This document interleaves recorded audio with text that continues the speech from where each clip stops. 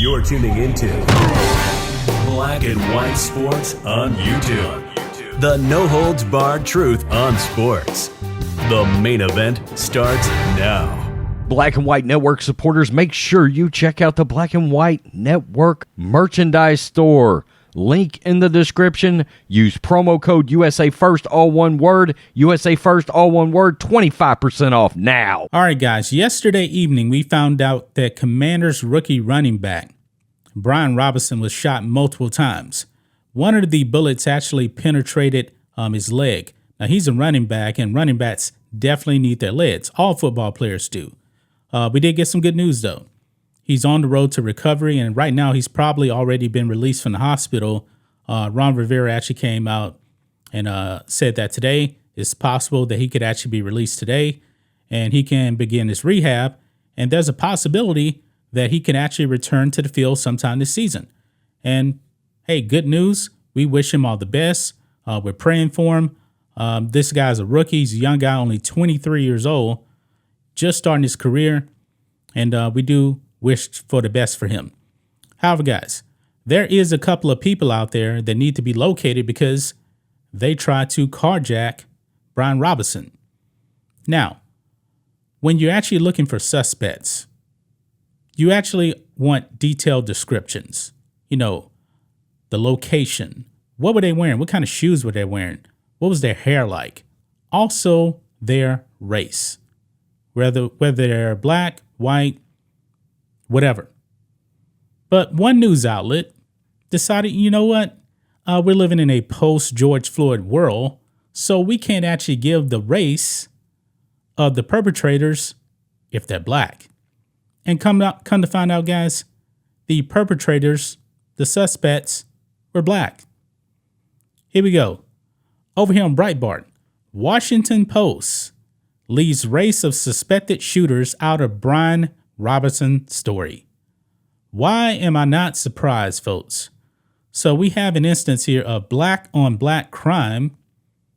Of course, the Washington Post doesn't want to talk about that, but I can guarantee you guys, if the suspects were white, they would have been all over this. They probably would have been screaming racism. But since the suspects were black, and by the way, guys, juveniles at that, because Brian Robinson, I'm assuming that he actually gave the details because, you know, he was the one that actually witnessed this. It happened to him. He gave the description.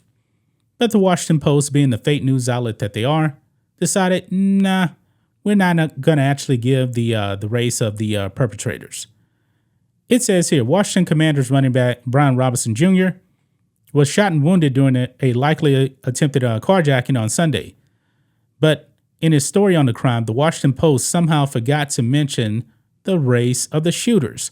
And I'm pretty sure they did not forget. That's not something that you actually do forget. Robinson, who was shot twice just before 6 p.m., near the 1000 block of 8th Street Northeast in the nation's capital, was rushed to a hospital Sunday, but was soon listed in stable condition. The Washington Post article gives many details about the crime. And it does. It actually does give the location of where the crime actually took place, because this is the article here. You can see Commanders Brian Robinson Jr. shot twice in D.C. is in stable condition. Now, this was actually updated at 10:09 p.m. Eastern Standard Time. Okay, keep that in mind. Now, it was published at 7:21 p.m. So roughly 2.5 hours later, it was updated. And they never updated the race of the perpetrators here. Now, check this out. This is what they say here. They say police are looking into the possibility of the incident being an armed robbery or an attempted carjacking. They said they recovered the firearm in the 700 block of 10th Street Northeast, about a block south of the scene of the shooting, and were looking for two juveniles with shoulder-length dreadlocks. One was wearing a black or brown shirt with yellow smiley faces on it. No further details were immediately available. They're lying, folks, because there was more details made available. Look here. DC Police Department here. This was at 5:15 p.m., hours before the Washington Post put out their story. They say here, alert, shooting investigation in the 1000 block of 8th Street Northeast. Look out for 2 black juvenile males with shoulder-length dreads, medium complexion, wearing a black or brown shirt with yellow smiley faces on it. Very similar to what the Washington Post put out here. But they refused to actually put out the race of the perpetrators here. So these are juveniles. That's the only thing they put. Juveniles. What does that actually mean? Were they Asian? Were they white? Were they black? What's the deal, Washington Post?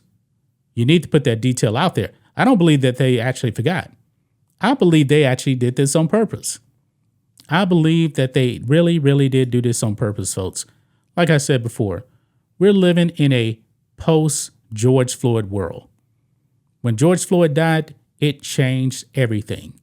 And now, guys, you actually see a bunch of woke DAs out there not even prosecuting crime because of the George Floyd effect. And the Washington Post is doing their part here too now because we know that the suspects were black. Brian Robinson gave the details. These guys were black. But the Washington Post said, oh, no, we don't want to run with that. Black Lives Matter. You know, we believe in Marxism. We believe in a lie and all that other stuff. So we're just going to put out they were juveniles, which doesn't really say much. You need to give the full details out there. You're supposed to be a news outlet. Report the news. But hey, fake news works for them, I guess. That's just my thoughts on this. What do you guys think of this? Black and white sports fans, let us know what you think about all this in the comments. Make sure to subscribe to the channel, and we'll catch you next time. Thanks for watching the show. Be sure to like, comment, and subscribe. Be sure to tune in next time on Black and White Sports.